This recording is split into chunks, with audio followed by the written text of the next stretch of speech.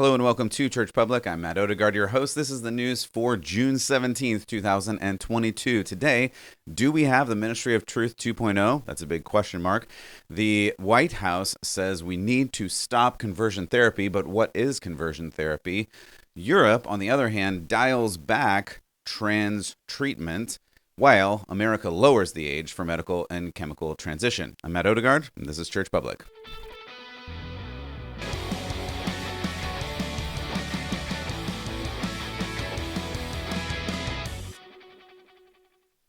Welcome back to Church Public. I'm Matt Odegaard, your host, and I appreciate you stopping by today. Your time is valuable, and I appreciate it. So we're going to get right into the news in a moment. If this is helpful to you at all, like, subscribe, share it, send it in a message or an email, or scribble something down on a little tiny sticky note and stick it onto somebody's windshield. No, I'm just kidding. Don't do that. Unless you really want to. At any rate, I just want to help you understand what it means to follow Jesus and live in this crazy, crazy world. And so to do that, I want to help you understand some of the bigger stories that are happening, at least that I feel intersect with the worldview of Christianity and this secular humanistic death cult that we live in today. At any rate, I just want to help you with that in whatever way I can. So if this is helpful to you, like and share it, and go to churchpublic.com for more. If you're listening on audio, I really appreciate you. If you want to see the video, of which there is one, you can go to churchpublic.com/podcast and see the video right there. So thanks again for being part of this community. I really appreciate it. Now to the news. Question mark. Is there a new Ministry of Truth, a Ministry of Truth 2.0? As you recall, a couple of weeks ago, the Department of Homeland Security introduced the Disinformation Governance Board. That was a lot of crazy words in there, but that is what it was called. And then after some pushback, because the Disinformation Governance Board sounded a lot like George Orwell's Ministry of Truth from 1984. That's because it was a lot like George Orwell's Ministry of Truth from 1984. They were going to monitor your words to make sure you didn't say the wrong thing. Who decides what the wrong thing is? I really don't know, because they didn't say. But it's certainly not you or me, or something like, the Bible or the government, or the rule of law or the Constitution. Certainly not those things. Just somebody in a room somewhere that says, hey, you can't say that. Why? I don't know. At any rate, apparently we've come to a Ministry of Truth 2.0 hidden in this latest White House statement, where Vice President Kamala Harris announced the launch of a new White House task force on Thursday, aimed at addressing, quote, online harassment and abuse, end quote. Critics have raised concerns that, in practice, it could be the same Disinformation Governance Board that we saw before, just under another name, as I mentioned. The task force, according to Thursday's announcement, plans to address all online harassment and disinformation, but will also focus specifically on the disproportionate online harassment faced by women and girls and, of course, people within the LGBTQ plus AAIP #$ community. Let's just play this clip. This is a reporter asking the White House press secretary, is this the Disinformation Governance Board 2.0? Let's see what they have to say. The first one on the online policy task force that the Vice President's leading, that's getting kicked off today. On a background call last night, we were told that it's going to be different from the Disinformation Governance Board in that it's going to focus on illegal conduct online. But the memo creating it was a little bit broader and mentioned, and I'm quoting from the document, quote, online harassment, abuse, and disinformation campaigns targeting women and LGBTQI plus individuals who are public and political figures. Could you clear up the disinformation charge? So I would need to talk to her team. I was not on the background call, so that specific language that you're providing to me, I would just have to check in with her. I would also encourage you to check as well with her team. I can't say more because I wasn't on the background call. So yes, it is Ministry of Truth 2.0, or you don't know, or is anybody running this thing? I don't really know at this point. Anywho, let's keep going. So the White House has also said, in honor of Pride Month, that there is to be no more conversion therapy. So President Joe Biden announced that he is going to stand up against conversion therapy. The White House released a fact sheet entitled President Biden to sign historic executive order advancing LGBTQI+. I didn't add anything that time. That's really what it says. Equality during Pride Month. And this is a really long fact sheet. You can go and look this up. It is published by the White House itself. But there is a section that, and the one that I want to highlight today. You're more than welcome to go and read the whole thing. It's fantastic reading. At any rate, there is a section with a heading called "Addressing quote Conversion Therapy," end quote. That's exactly how it's phrased on this fact sheet. Now, some of you will remember Bill C-4. Bill C-4 is currently a law in Canada that outlaws the practice of conversion therapy. Let me back up a moment and address conversion therapy. When you hear that phrase, up until 5 seconds ago, what you thought it meant was the really super terrible practice of attaching electrodes to your body and trying to shock something out of you. That's what conversion therapy used to be decades ago. For the most part, in every westernized country, doesn't happen anymore. It's not a thing that happens anymore. So when you hear the term conversion therapy and you think, oh, that's sitting somebody in a chair and strapping them down in the helmet and the teeth thing where you bite it and, and then they just shock you because they don't like what you're saying or thinking, or in this case, if you're gay, and so they're going to shock the gay out of you or something. I mean, this probably happened in the past. It's likely that it did. It really doesn't happen anymore. And when the Canadian government, or in this case, the American government, is talking about ending conversion therapy, they're not talking about that. So that's something to keep really clear in this conversation. That is not the conversion therapy we're talking about. In this instance, as well as in the instance in Canada, so in Canada and America, conversion therapy refers to converting somebody to the gender that they actually are. And what I mean is this. If you have a boy who says, no, I want to be a girl, and you come and say, a boy is a boy, that is conversion therapy. And in Canada, currently, that is against the law. You can face up to 5 years in prison. No, I'm not elaborating or hyperbolizing that. That's in Bill C-4. You can go read Bill C-4 for yourself. I did an extensive coverage of it. If you want to go search that on churchpublic.com or any of the podcast places.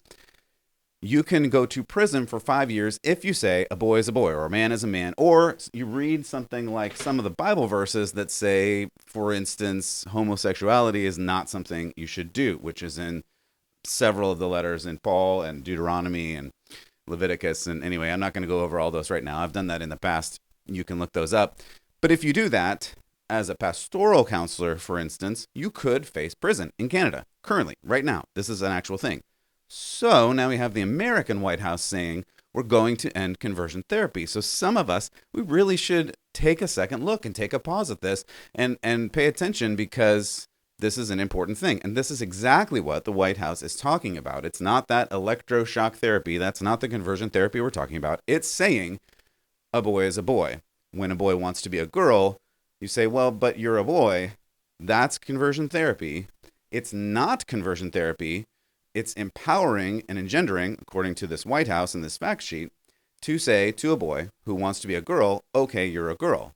That's not conversion therapy. That's just empowering them to be who, quote unquote, they want to be, I guess.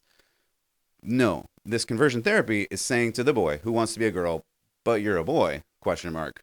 And that is now conversion therapy. And as it is in Canada, just watch, I hate to say this out loud, it's going to become illegal for us in America to say these things. I guarantee it. It's coming, and probably faster than you think it is. I know you're sitting there thinking this is more conspiracy theory. It's already a law in Canada. Just wait. Just wait. So this is what conversion therapy is according to Canada and now apparently America. So if you quote something like Genesis, where it says, God made them male and female, God created them, that would be conversion therapy. And in Canada, you could go to prison. In America, we're not sure yet, but here we go. So here is part of the White House release. President Biden said, as a candidate, he pledged to help end so-called, quote-unquote, conversion therapy, a discredited and dangerous practice that seeks to suppress or change the sexual orientation or gender identity of LGBTQI plus people. Today, President Biden is using his executive authority. I'm just reading from the brief that you can go and look from the White House. President Biden is using his executive authority to launch an initiative to protect children across America and crack down on this harmful practice, which every major medical association in the United States has condemned. That's in this statement. Really? Question mark. has every major medical association in the United States condemned the practice of saying that a boy is a boy? I'll just leave that question out there and you can figure that out for yourself. Continuing on this brief. Children who are exposed to so-called quote-unquote conversion therapy face higher rates of attempted suicide and trauma. Numerous states across the country have already passed bipartisan laws to prevent exposure to so-called quote-unquote conversion therapy. I'm just reading here. With Republican and Democratic governors signing state bans on conversion therapy into law. Yet, despite these efforts, many people in the United States and around the world are still subjected to this practice. President Biden is charging HHS with leading an initiative to reduce the risk of youth exposure to this dangerous practice. I'll go on with a little bit more. President Biden is also encouraging the FTC, the Federal Trade Commission, to consider whether the practice constitutes an unfair or deceptive act or practice and whether to issue consumer warnings or notices. He is directing the Secretary of State, Treasury, HHS, to develop an action plan to promote an end to so-called quote-unquote conversion therapy around the world and ensure that U.S. foreign assistance dollars do not fund the practice. Now, a couple things to note there. Again, I've told you what conversion therapy actually is. According to this, according to Canada, according to America, conversion therapy, again, is the practice of saying a boy is a boy, not the shock therapy that we're talking about. So again, we're conflating two things. This is what the left loves to do, is say, here's a word, and you know what this word means because it's meant this in the past, but we're going to make it mean this, but kind of not tell you that we've changed the definition. So when they say something, make sure you know what their definitions are talking about. It's very important to do that. There's a phrase at the end here that I think is important to point out. He says, we need to stop this, quote unquote, conversion therapy around the world. Around the world. So around the world, is it practice that a man is a man and a woman is a woman, or a man should be a woman? Or, I mean, I'm not going to highlight too much of the documentary of What is a Woman again. If you haven't seen it, I definitely would recommend it. It's rough, but it's important to understand that America and some of the other westernized countries are unique in the fact that they are inventing things like gender, and other places around the world just don't agree with this. For proof and concept of that, speaking of around the world, Lightyear is banned in the Middle East. Lightyear is the latest movie from Disney, and according to the Associated Press, Disney's latest gay movie, Lightyear, the origin story of Buzz, contains a lesbian kiss and has been banned in at least 13 countries because of the LGBTQAAIP #+ content, which of course is not allowed in Muslim law. This is according to the AP. 13 nations and the Palestinian territory banned the Pixar film that has actor Chris Evans, this is reading from the AP report, voicing the inspiration from the astronaut hero Buzz Lightyear from the Toy Story movies, the Walt Disney Company said. Now, just as a reminder, in case you forgot, this is all a response to the Florida Parental Rights in Education Act, which the opponents called, of course, the Don't Say Gay bill, which it didn't, but that didn't seem to matter. So there was this big fight in Florida and beyond, with Disney being at the center of it because they want you to say gay, apparently, and want to show you all the gay things. And if you don't believe me, you don't have to. Go back into the ChurchPublic archives and look at some of the Disney stuff where I play you some of the videos where they say intentionally, we are literally going to gay everything. We are going to include LGBTQ plus AAIP content in everything that we possibly can. That's what they said. Those aren't my words. Go back and watch some of the videos and listen to some of the podcasts there if you want more information on that. So as a response to Governor DeSantis saying in kindergarten or pre-K through third grade, just don't talk about sex, period, in classrooms. I would say it should go further than third grade, but this is what it says in that particular law. So Disney pushed back and they said they included this kiss, which originally they had excluded. Originally, they had taken this lesbian kiss out of the film because it really is lewd and unnecessary, but they put it back in the film because they want to groom children in their radical cult, apparently. I don't know what else to say there. And I would say this is another instance of go woke, go broke. They forgot to realize that traditional religions that practice family values don't want this. And in many countries, Unfortunately, sadly, apparently not the USA, but in many countries, faith is still important. So back to the AP report. According to the AP, many Muslims consider gays and lesbians to be sinful. This is reading from the AP report. Okay, this isn't my words. The AP says many Muslims consider gays and lesbians to be sinful. In some parts of the Arab world, members of the LGBTQ plus community have been arrested and sentenced to prison. This is the AP report. It continues, some countries even maintain the death penalty. That's just the reality of the other world, where America has created a dream world and a dream utopia, apparently, but some of the world is not on board with that, according to the AP. In other worlds, continuing our trip around the world, apparently, Europe is dialing back trans. So while America is pushing forward on this with all cylinders, Europe is apparently dialing back trans. According to the Daily Wire now, many countries in Europe, many ahead of the curve on the whole LGBT plus scale, are dialing back their trans agenda.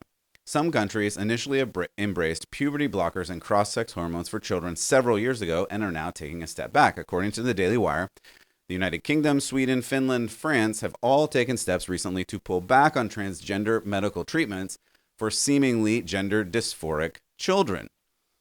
Last year, this is according to the Daily Wire, Swedish hospitals halted the use of puberty blockers in 5 of the country's 6 clinics for minors with gender dysphoria, and the last clinic only uses puberty blockers in clinical trials. The country now emphasizes psychotherapy for minors with gender dysphoria instead. Important point to note here, psychotherapy would be what? Talking to people about their problems, which, as we've just noted, in Canada is functionally illegal, and apparently in America, soon it's also coming to be illegal under the category of quote-unquote conversion therapy.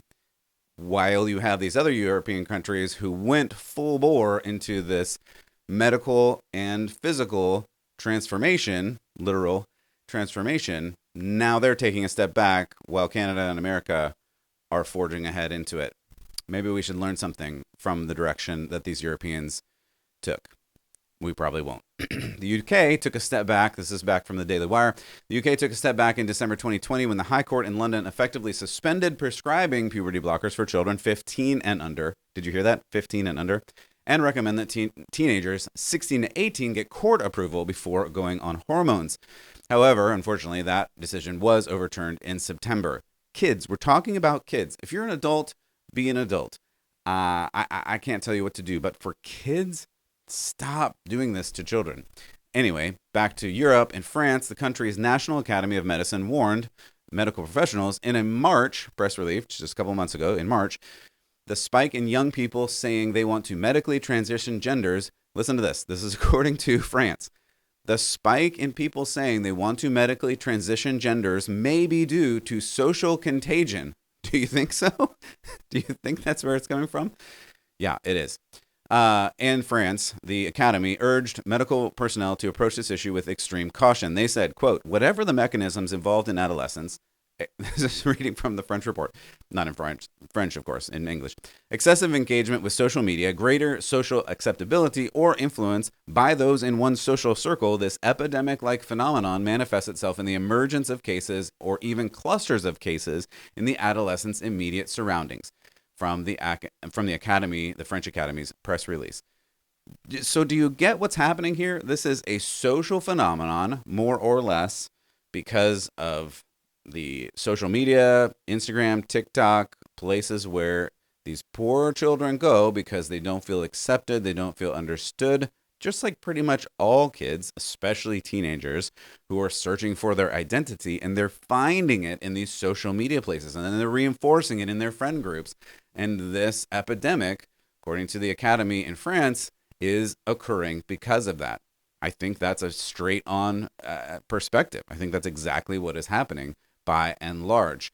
The Academy goes on to say, great medical caution must be taken in children and adolescents, given the vulnerability, particularly psychological, of this population and the many undesirable effects and even serious complications that can be caused by some of the therapies available. In other words, medically transitioning physical surgeries, like removing body parts, hormone blockers that sterilize children, there are serious complications to that. That's a huge understatement that they're saying, but it is something that we cannot avoid or not talk about. We have to talk about these things.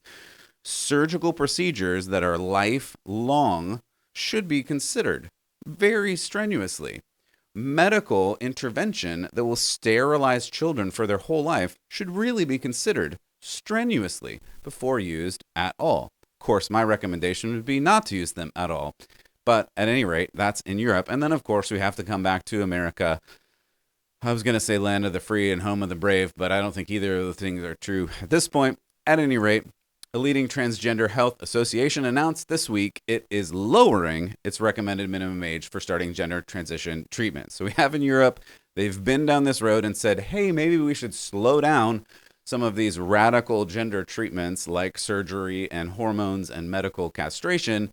In America, we're going the opposite way, lowering the age, including sex hormones and surgeries. The World Professional Association of Transgender Health, I didn't know there was such a thing, but apparently there is, said hormones can now be started at age 14, 2 years earlier than the group's previous advice, and some surgeries done as early as 15 or 17, a year or so earlier than previous guidance. The group acknowledged potential risks, did it? And said it's unethical and harmful to withhold early treatment. So you see where this is going. The White House, the different medical associations apparently are saying, let's go younger and younger with transing the kids, while Europe is saying, hey, maybe we should think about this. And in America, we're saying, no, we're not going to think about it. We're just going to do it to children. This is a problem, and we need to keep speaking about this, learning about this, knowing what is going on for the sake of our youth. This is not good for our society, but it's not good for our children, and we need to understand what we're putting our children through.